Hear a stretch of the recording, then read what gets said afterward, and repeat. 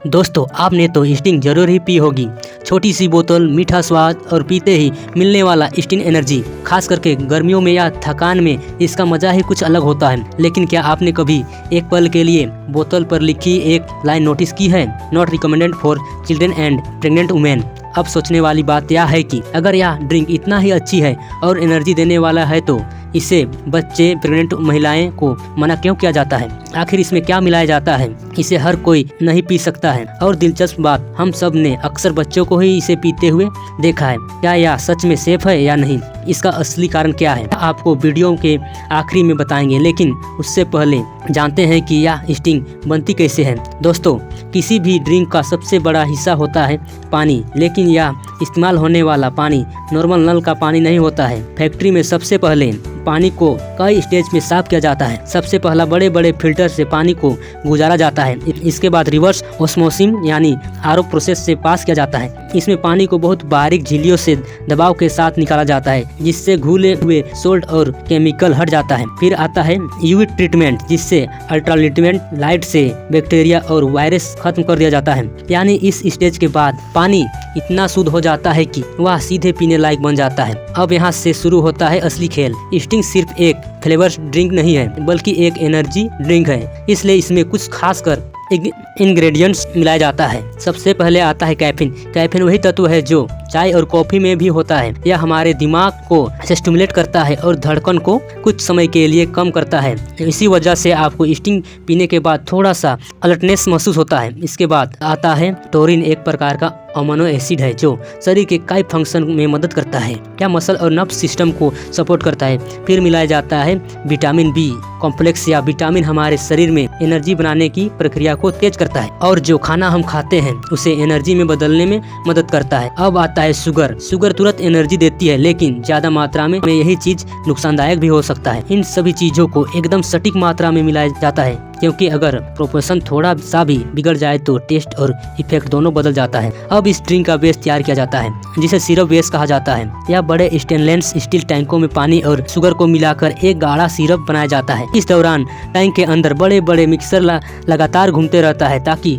Sugar पूरी तरह से मिल जाए। तापमान को भी कंट्रोल किया जाता है, क्योंकि ज्यादा गर्म होने पर शुगर का स्वाद बदल सकता है और कम गर्म होने पर ठीक से घुलेगी नहीं। अब आता है वो स्टेप जो स्टिंग को उसकी पहचान देता है। स्टिंग का थोड़ा फ्रूटी, थोड़ा टेंगी, थोड़ा शार्प होता है। यह टेस्ट अलग अलग फ्लेवरिंग कंपाउंड से मिलाकर बनाया जाता है। इनमें कुछ नेचुरल, आर्टिफिशियल फ्लेवर मॉलिक्यूल्स, इनकी मात्रा बहुत कम होती है, लेकिन यही पूरी ड्रिंक्स का कैरेक्टर तय करता है। यहाँ पर फ्लेवर साइंटिस्ट कई ट्रायल्स करते हैं, तभी जाकर एक फाइनल टेस्ट तैयार होता है जो हर बोतल में सेम होता है। अब बात करते हैं इसके रंग की, क्योंकि नेचुरल ड्रिंक का रंग हर बार अलग हो सकता है, इसलिए इसमें फूड ग्रेड कलर मिलाया जाता है। ये पूरी तरह से सेफ होता है, सिर्फ अपीयरेंस बेहतर बनाने के लिए डाला जाता है, ताकि हर बार जब आप बोतल उठाए तो उसका रंग एक जैसा और अपीलिंग लगे।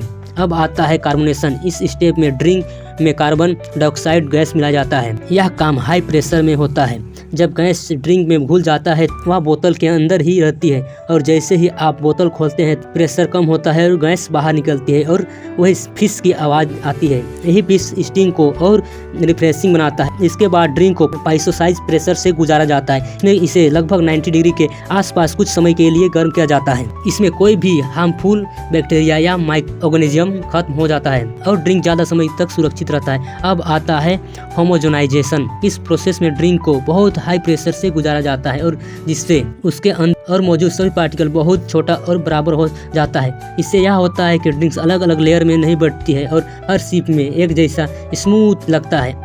अब इस तैयार ड्रिंक को बड़े सील्ड टैंक में स्टोर किया जाता है। इन टैंकों में टेम्परेचर और क्लीनलीनेस का खास करके ध्यान रखा जाता है, ताकि ड्रिंक खराब ना हो। कई बार यह ड्रिंक हफ्तों या महीनों तक यहाँ स्टोर रहती है। अब आती है बॉटलिंग प्रोसेस।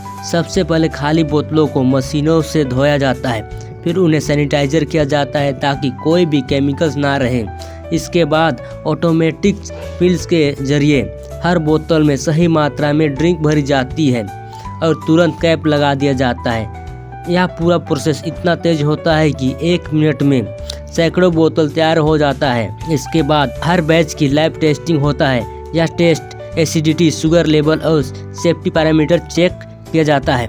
अगर सब कुछ सही होता है तभी इसे मार्केट में भेजा जाता है। तो दोस्तों कुछ इस तरह से एक छोटी सी स्टिंग इतने सारे साइंटिफिक और कंट्रोल प्रोसेस से गुजरती है।